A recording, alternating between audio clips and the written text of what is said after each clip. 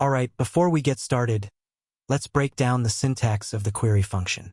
The formula looks like this: equals query, data, query, headers. Let's break down each component of the formula. Data.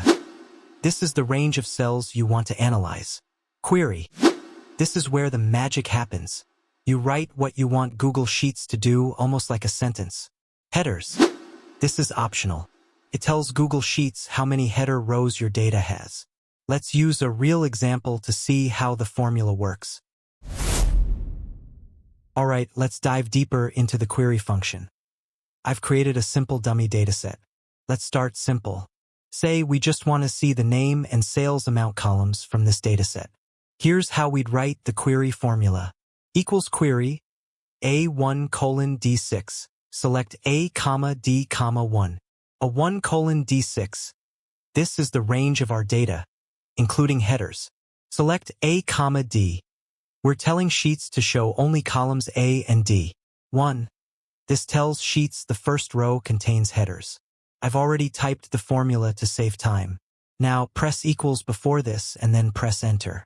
The result looks like this. We selected the name and sales amount from the entire data. Cool, right? We've reduced the clutter and focused on just the info we need. Alright, now that we've got the hang of selecting columns, let's step it up and filter the data using the query function. So, let's say I want to focus only on the sales data for the East region. The key part of the formula I'd use is this.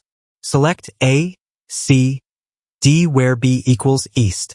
Here we're selecting columns for name, product, and sales amount, but only when the region matches East as the condition. Pretty simple, right? Now go ahead and type in the formula, hit enter, and immediately, as you can see, the result displays the required details for the East region. Now let's add a little extra. If we want to filter the data further, say showing only the sales data for the East region where the sales amount is greater than $5,000, we can update the formula like this. Select A, C, D where B equals East and D greater than 5,000. Now go ahead and type in the formula, hit enter, and just like that, the result will show only the sales data for products from the East region with sales greater than $5,000. It's that easy to get exactly the data you need. Alright, now that we've got the hang of selecting and filtering columns, let's take it a step further and group and sort our data using the query function. So, let's say I want to group the data by region and see the total sales for each. The key part of the formula we'll use looks like this. Select B, sum, D, group by B. Here, we're grouping the data by the region column, B, and summing up the sales column, D, to get the total sales for each region. Pretty simple, right? Now go ahead and type in the formula, hit enter, and immediately, as you can see, the result will show the total sales grouped by region. Now let's take it one step further. We can sort the data to see the regions with the highest total sales first. To do that, we add order by sum D, descending to the formula. So it looks like this. Select B, sum D, group by B, order by sum D, descending. Go ahead and type in the formula, hit enter, and just like that, the data will be grouped by region and sorted from the highest total sales to the lowest.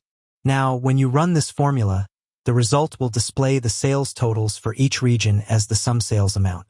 To change how this is displayed and show it the way we like, we use the label function. We'll see how to use this in more detail in the coming chapter.